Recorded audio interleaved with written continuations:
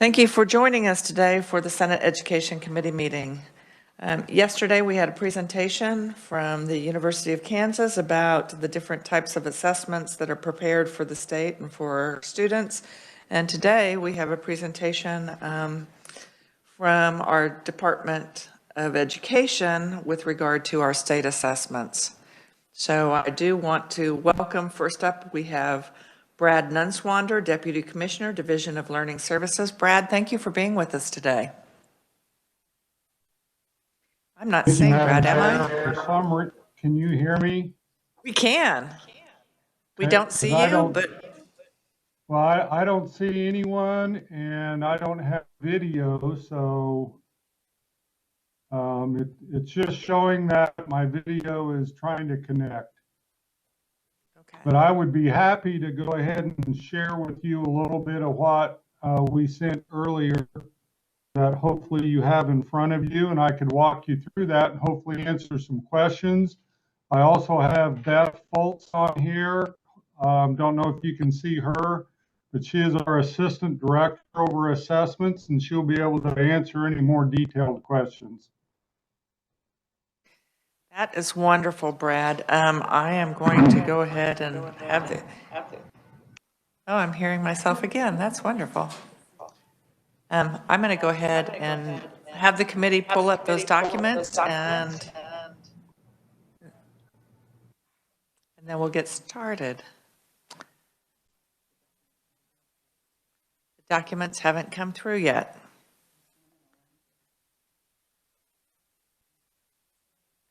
Well, it's only been 2 hours. Maybe we're waterlogged.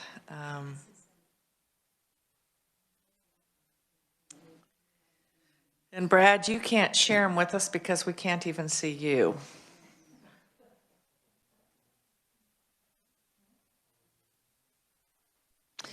Brad, do you want to see if you can rejoin us? I can do that. I will try to log out and log back in. I see that Beth can't get video either, but I will log out. Beth and I will both log out and see if we can't get back in where you can see us. Okay.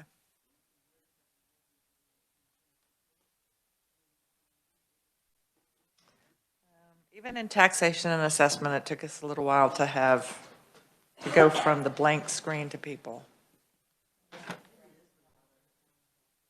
What?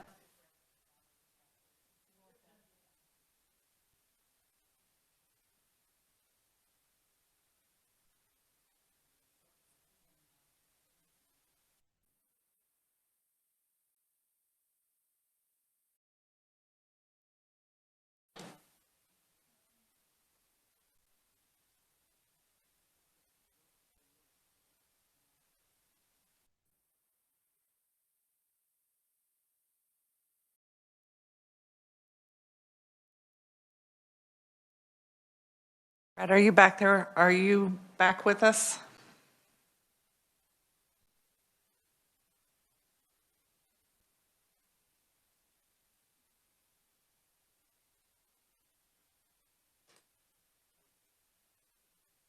We see Matthew.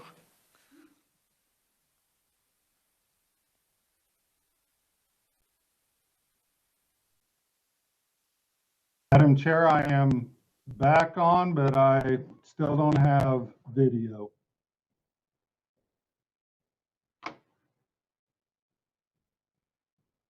But I can, hopefully if you have the information that we sent this morning, I can walk you through that.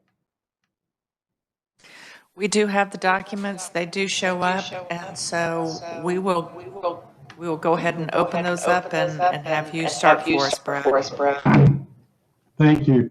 So I did listen in yesterday with Dr. Kingston, so I just kind of wanted to give you a little bit more information. I know you talked about the difference between formative, interim, and summative. The formative and interims you'll see on the little table, those are assessments that were designed to assessments for learning that teachers use throughout the year to inform where a student is relative to the standards, and quickly they can diagnose where each student is. The summative is the end of year, and that is the assessment of learning. That's at a point in time, typically after a full year of instruction. That is the one that we also use for accountability. So that just gives you a little bit of bulleted detail of the differences between the three. This year in 2021, I see there is a typo, but the interims are voluntary and they are free. This was an initiative that we started probably 4 years ago with KU as part of our assessment contract to provide teachers more quick, on time, throughout the year opportunities to be able to measure where students are relative to the standards. I won't get into the details because I know Dr. Kingston covered several of those with you. If you look at the second page, those are available in grades 3 through 8, English language arts and math, and English language arts at 10th grade in the high school. We currently do not have a 10th grade math interim available, but that's something we're still looking at, and as we're building this. You can see the 3 assessment windows. That is one thing that was asked of Dr. Kingston. When are the windows? And so the first one, there's a pretty good window there for teachers to be able to log into the system and have kids take those interims. We as the State Department don't drill in I mean, that is data from KU to the teacher to help form instruction. KU does run analysis on that and provides us more aggregate so we can compare year to year. We do have the November. We have just received how students did in January. One nice thing that we have seen is we continually see a growth in not only the number of districts, but the number of students taking those interims. And even in a pandemic year, which we thought probably would have been down, we had more interims being accessed and used by Kansas teachers this year than we did the year prior. So that was good for us to see. And then there's a March window, which is actually going on right now. Just numbers, I know that was a question. Out of the 286 school districts, 202 of them are using the interims. In 7 private schools also, they have it available for free as well. So we have 7 of them that are using the interims. I wanted to add to it that school districts also use other forms of interims or throughout the year assessments. One of the more popular ones is the Fast Bridge assessment. We have 104 districts using that.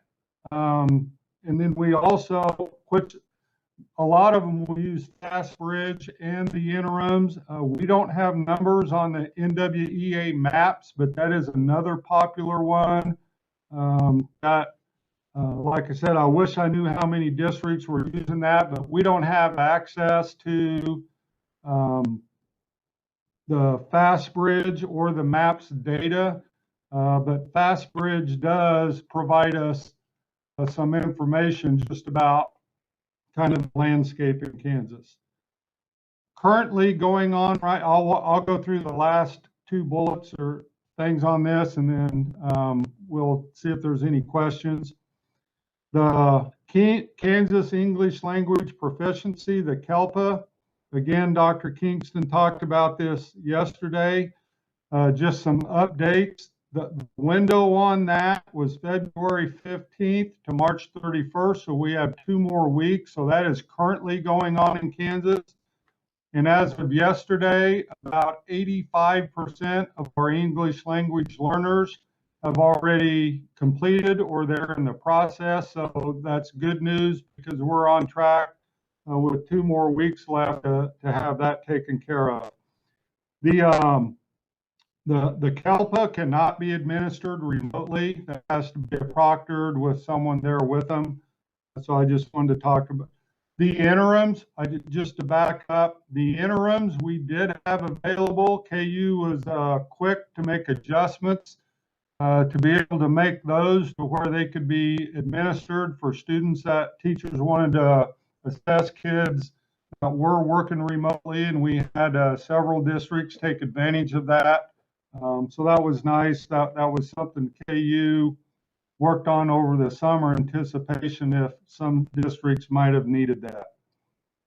And then the summative, Kansas summative assessment, that window opens up the week after or just a few days after the CALPA closes. We'll turn right around and open up the English language arts, math, and science assessments.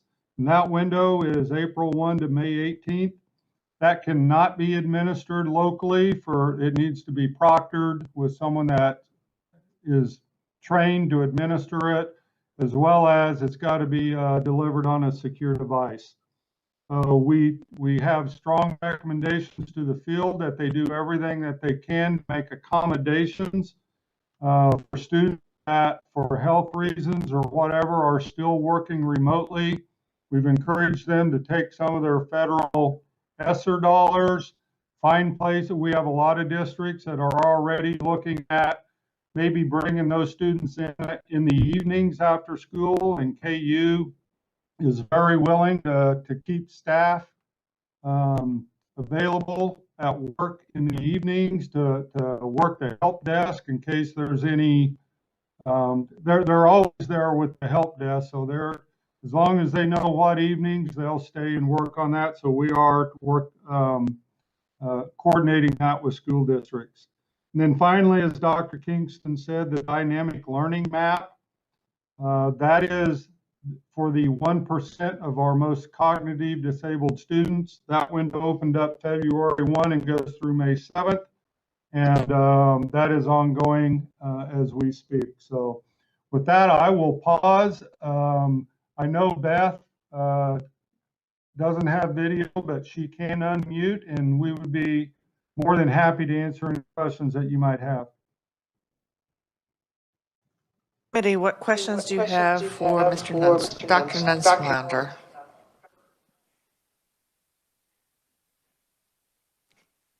So much for that. Okay. What questions do you have for him? Could you share with us how many, and first of all, I do want to comment, it was good to hear that we have 202 school districts that are using those interim opportunities. I know that's up significantly from years prior. Could you tell us how we think things are going to go with regard to state assessments this year and what that window is going to be for our state assessments this year? Yeah, I'd be happy to. The window again is open from April 1 to May 18th. I believe it's down there towards the bottom of the page. It only takes us about, or KU, about a week as soon as the window closes to turn around the student reports so school districts get those to teachers and then also to parents. We don't anticipate any issues with the administration of it. We're on since 2016, really running into any issues with kids being able to log on or any of that. So we've been preparing for this and communicating with school districts since last fall.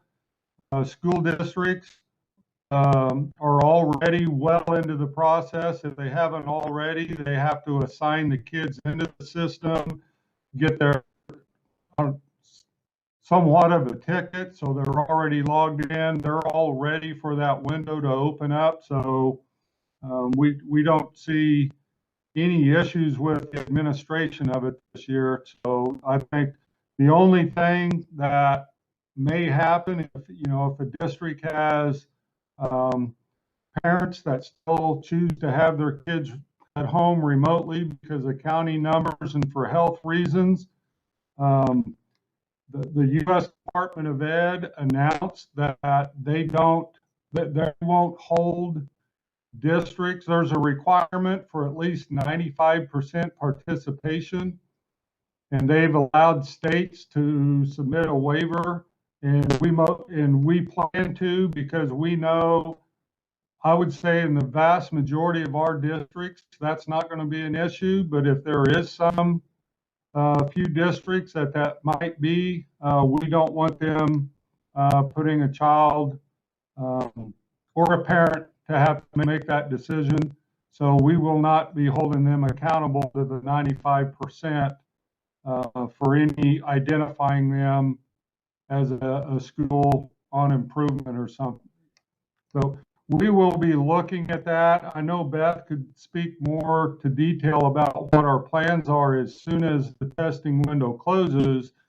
We really want to analyze what subgroups, what areas, urban, suburban. We do believe that this will look different than the prior years. So this is Beth, and I apologize. I don't have a camera either. We added this year a data field to collect for students who can't take the test because of their remote location and COVID-19. So we'll be able to have numbers specifically related to the students that didn't test and disaggregate that by subgroup. And, we have plans to report that once we get the data, as long as there are enough at the local level, there are enough students that meet our in-size criteria.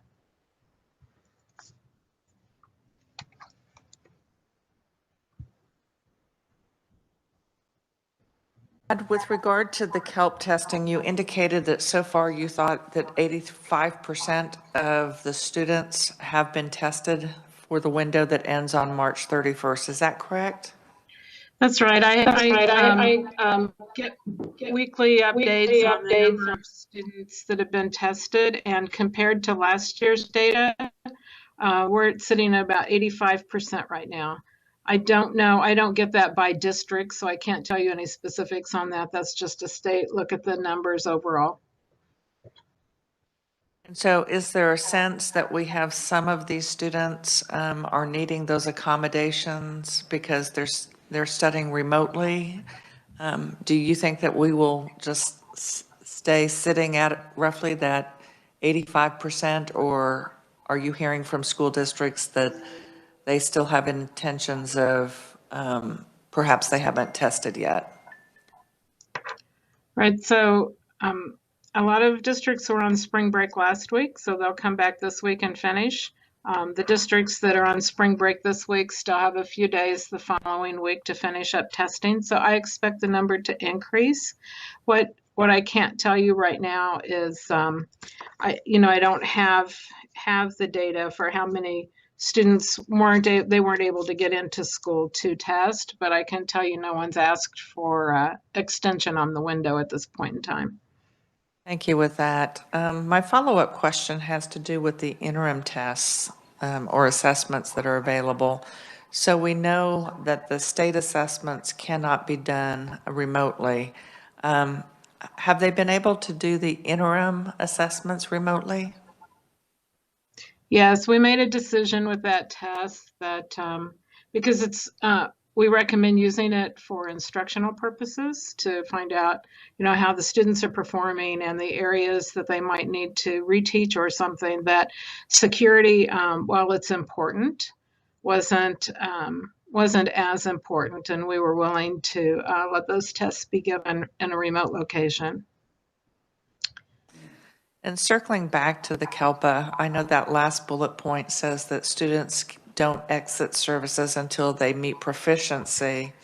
So do we have a feel overall for how long that is before, statewide, how long that is before students meet that proficiency as far as number of years? And I would imagine perhaps it's different for elementary versus middle or high school students. Do we track that? Yes and no.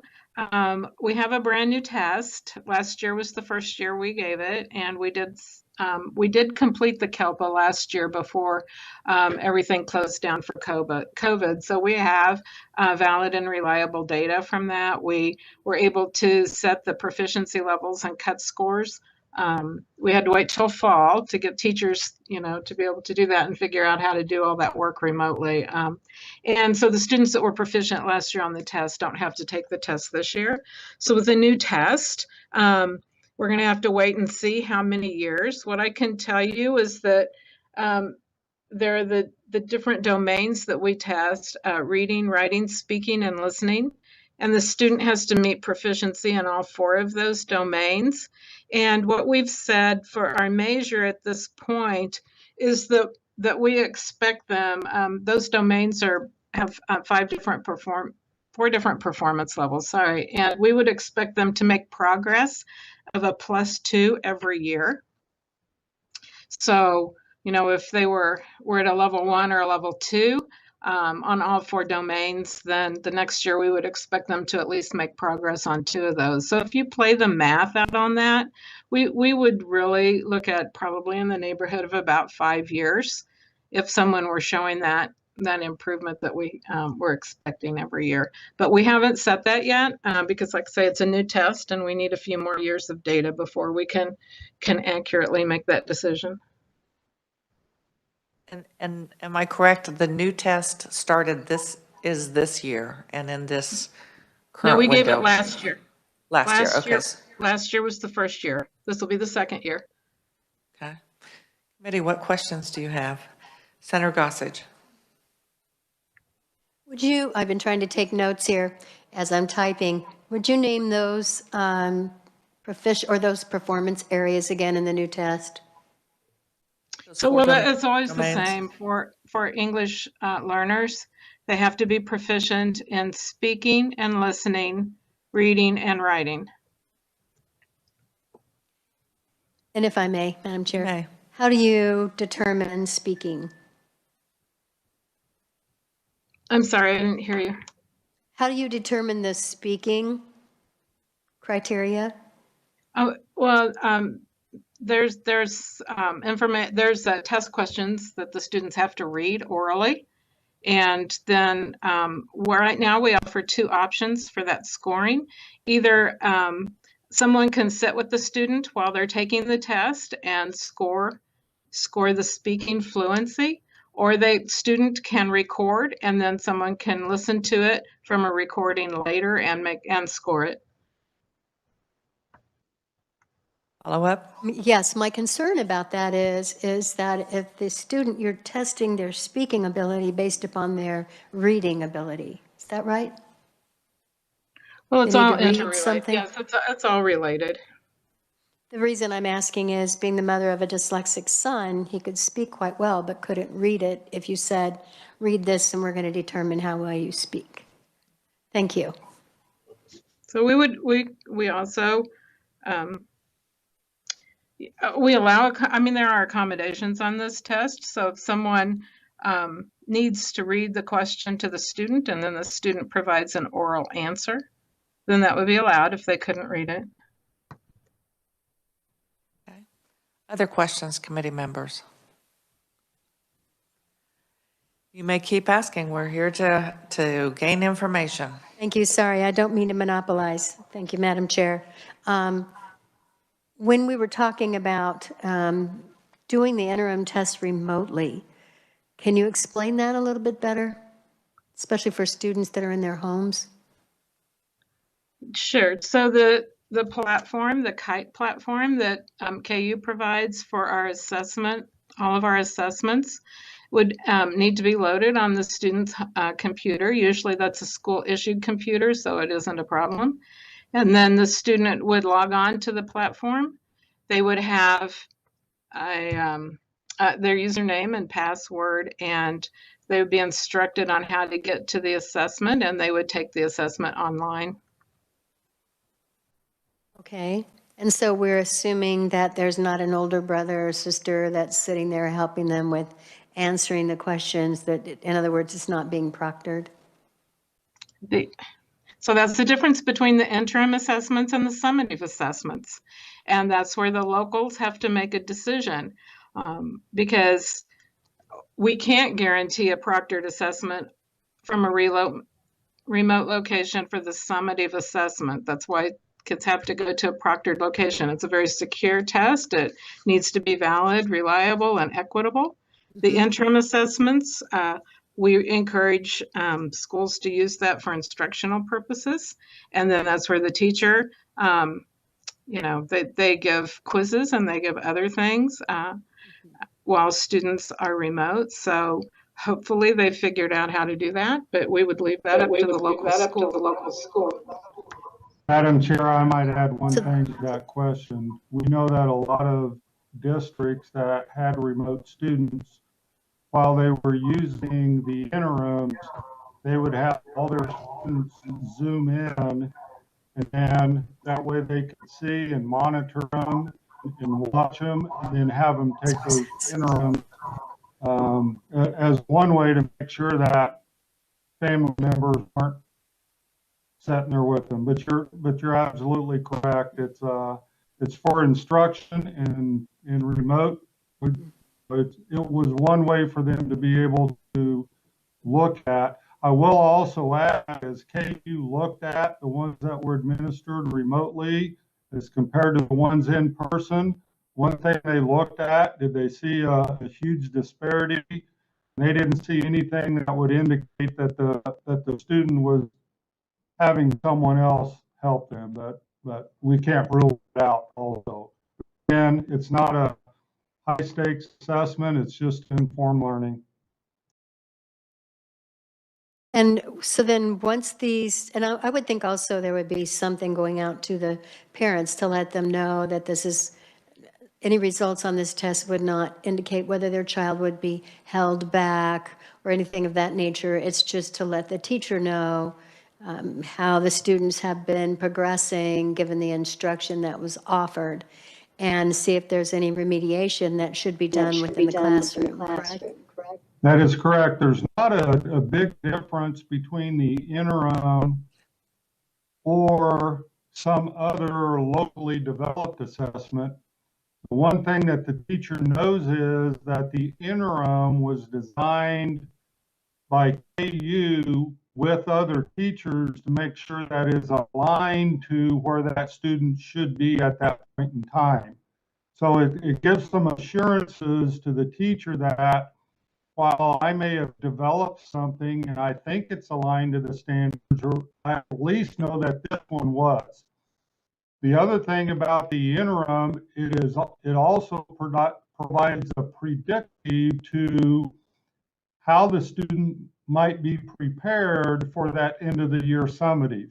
So there's just a little more value to it, but it is strictly, that's why even at the State Department, we don't get the results of those.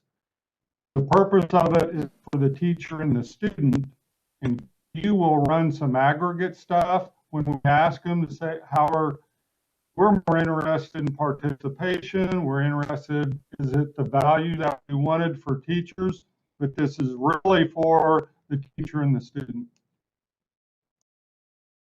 And two more, if I may. Is that okay? Make, because All right, real Senator quickly. Petty has some. All right. And one is, how prescriptive is this for, having been a classroom teacher, I'm thinking that if it's done properly, there's a really good breakdown to be able to show me that this student needs more phonetic training, or this student may need more work and multiplication, or written math problems, et cetera? How much of a breakdown is there? Is it more general categories? Beth, I will let you handle that. So with each interim assessment, there are statements that relate to the standards and the question that was asked that would say if the student met or partially met or did not meet. And then at the school and district level, we also give some comparison data so the school would know how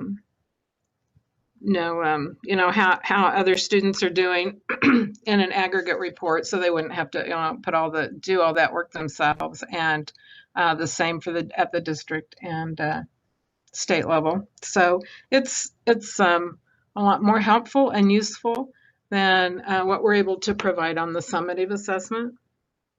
So it is aggregate, or can they see that on a per student basis of what Per student. Great. Per And my student. final question is there a national test that's being done that we can compare apples to apples, like say the ACT, that's done per grade level, we can actually compare students in Kansas to other students nationally? We don't have any. The only thing that you would be able to look at nationally is, NAEP, but NAEP only does, and Beth was our NAEP coordinator for several years, but NAEP is only done at 3rd and 8th grade. And even though I say it's done at 3rd and 8th grade, in Kansas, they only do a sampling of about 2,500 kids.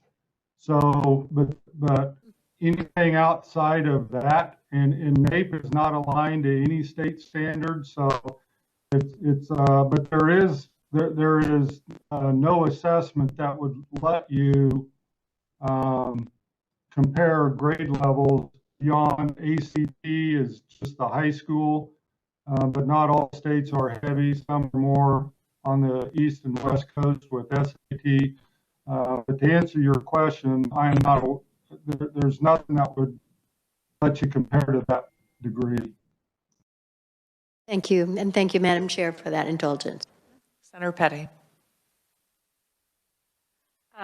Thank you, Madam Chair. And actually, my question is just a follow-up about the interim assessments and the comments that you made about the 202 schools, about that the number had increased this year on using the interim. And I'm just wondering if you had surmised that possibly, since this was such an unusual year, so many students that were virtual or hybrid or in person and in such a variety, that it did serve as a very good tool to help the classroom teachers to monitor growth. Absolutely. I think it's a couple things. Number one, last year when we opened up the window for the state assessments, the summatives, that opened on a Monday, and on Tuesday, the announcement was made that schools would no longer be in person. So we only had one day of the window. So I think that played a lot into a lot of our school districts, absent of some summative data.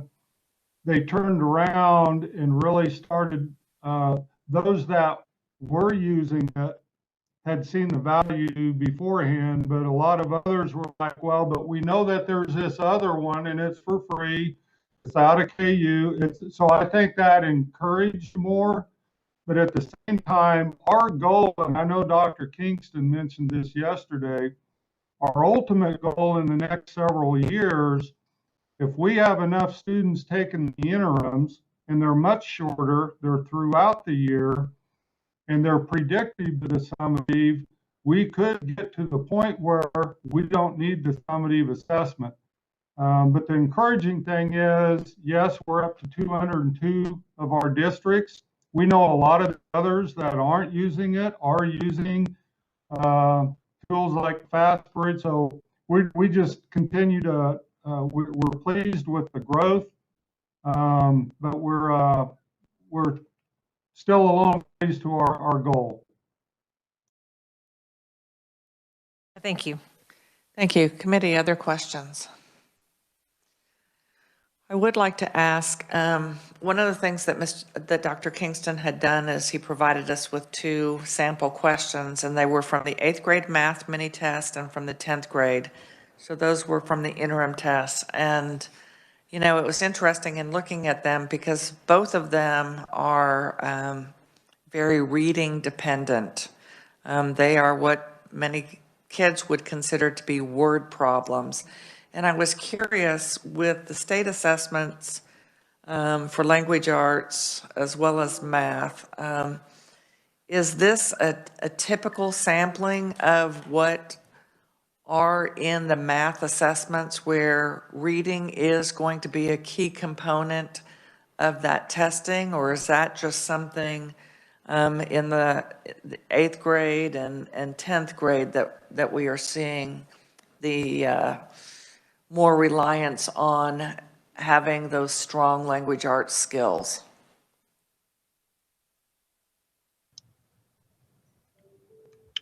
So I'll answer that one.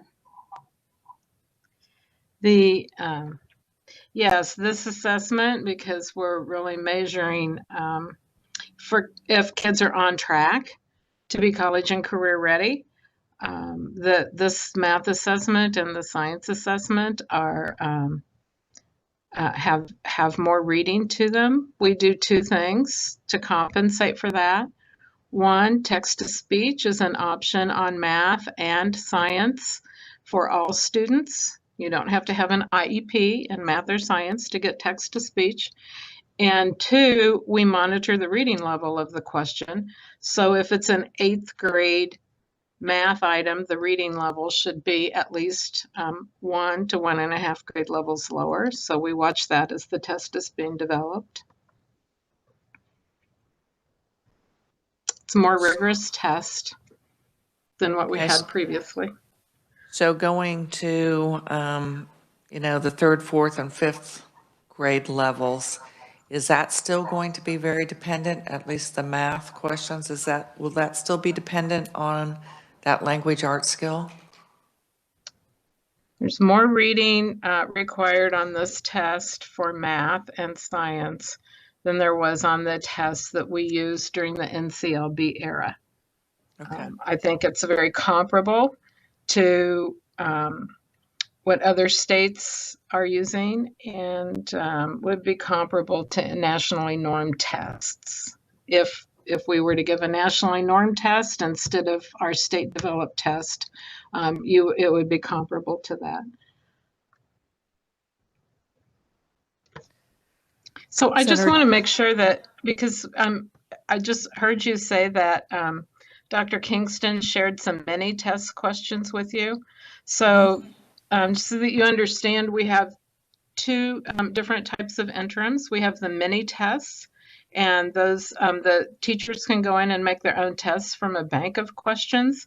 It's all standards aligned, and it's very much for classroom use. And then the interim predictive test is the one that I think we'd been talking about earlier, and that predicts to the summative. Those mini tests wouldn't give you a score that would predict to the summative, but they would be very specific with the in fact, they actually have help for teachers on inappropriate answers and why someone might have, teaching strategies if a child chose one answer over the other on the mini tests. But the questions would be very similar to what would be on the interim as well as the summative, correct? Yes, the tests are all the same. I mean, the questions are all basically the same. Okay, thank you. Senator Dietrich. Thank you, Madam Chair. You were talking earlier, and I know Senator Gossage asked this question about comparing our tests to other states' tests so that we can have an idea of how well our students are performing as compared to other states, which we used to be able to do that when we gave our norm reference test, the Iowa Test of Basic Skills, but this is not a norm reference test.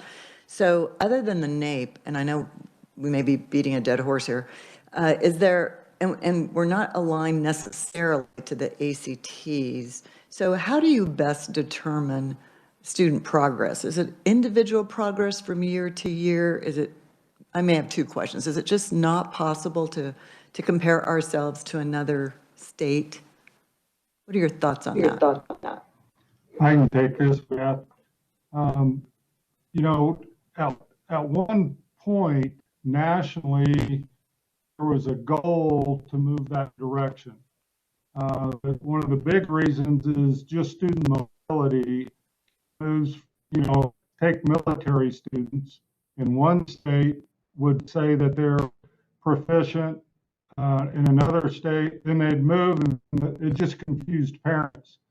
There was not a very strong spirit nationwide as we moved, because at one point we were one of the charter states for the Smarter Balanced Assessment Consortium, and that's even dwindled. Finally, at one point, the state board said, no, we're not going to do that. One of the big challenges is, you know, Kansas is not a player. In the Smarter Balanced, we were only like 3% of the total student population, so we didn't have a lot of voice. So, Senator Dietrich, to answer your question, there is no real good now that majority of states, and we all have our unique standards. The Kansas math standards or English language arts standards are unique to Kansas. They're not comparable to Missouri. I think what most people look at, and Dr. Kingston talked about this, it's where you set that level to make the claim that a kid is doing work that would prepare them for success at the college level. And NAEP did that comparison study because everybody takes NAEP. And that's where, you know, in 8th grade, if, you know, where NAEP says we put ours, we have about 25% of our kids at levels 3 and 4. But if we'd adopted where NAEP said Missouri put theirs, we'd get 62%. So it's just, you just can't compare state assessments, and there's really no other assessment, ACT, SAT, that is aligned to any state's unique set of standards. So I don't know if that helps. Thank you. Could you address, you provide us with a separate sheet of testimony that has the state aggregate results for the math performance and the English language arts performance. And I know we've talked before about the difference between level 1, 2, 3, and 4. And could you address those results that you have for us on those two tables?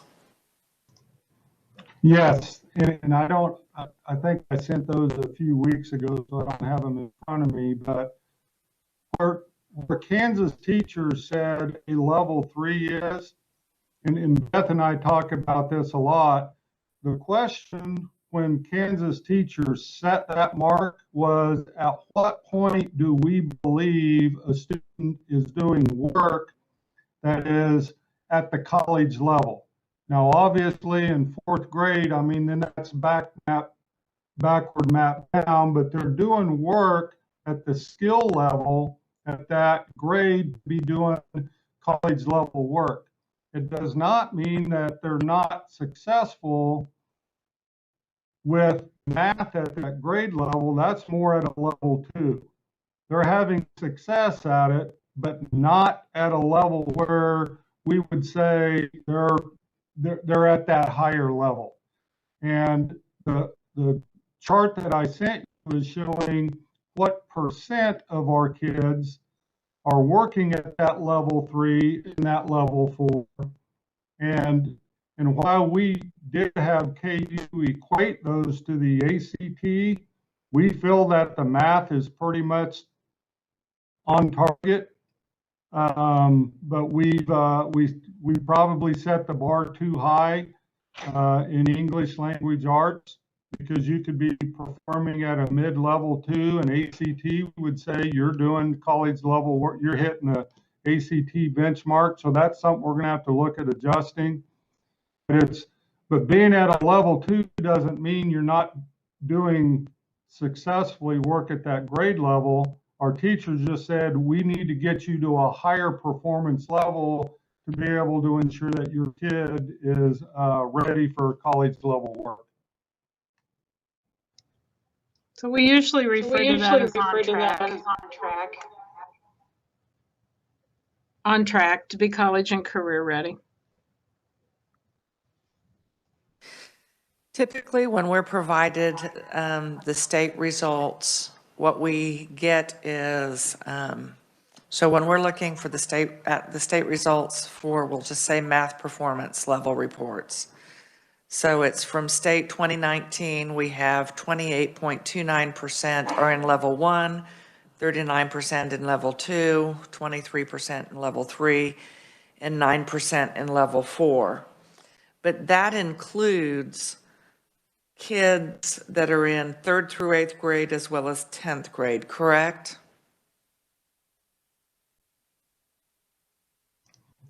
Yes, it's either statewide, but we also have it per grade level in each assessed areas.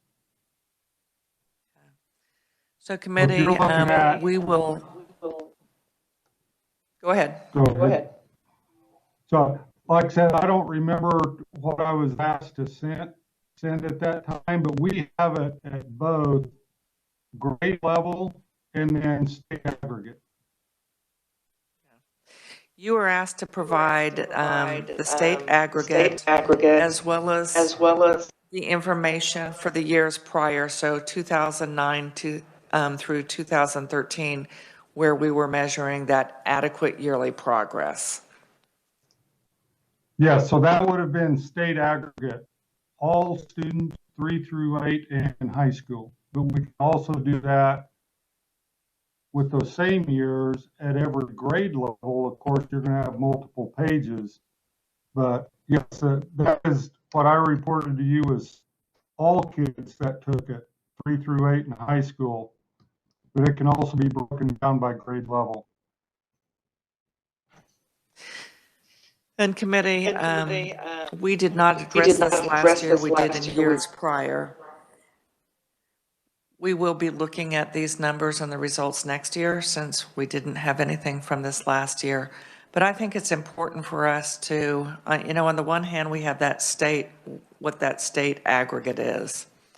But what's really important or telling would be that next year we compare what students in 5th grade, where the 5th graders are compared to the 2019 3rd graders. And it really is showing that same group of students and how it is that same group of students are progressing. Because oh, go ahead. No, I'm just going to say, did you talk to Dr. Kingston about this yesterday? I wasn't able to listen. We did not. Okay, No, so what I would caution you, and what we caution everyone, is that we don't have what we would call a vertically aligned assessment that would predict growth from year to year. If you want to look at the growth, and this is, I know you're interested in individual student performance, but at the state assessment level, we really would look at this at the building or grade level within the district, and then you would want to look at how the 3rd graders performed in 2019 and how the 3rd graders performed in 2021, and that would let you know if the school's making improvement on how they're teaching students. Different type of test, different tests do different things. They do, but I would respectfully disagree, and here's why. I think that puts us right back with No Child Left Behind.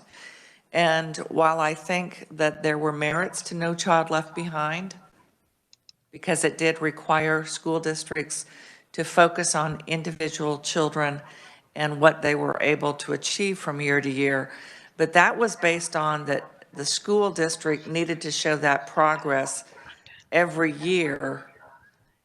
And it wasn't that the individual children, as they progressed from third grade to fourth grade, were showing progress, but rather it was, were the third graders this year, did they progress more than the third graders last year?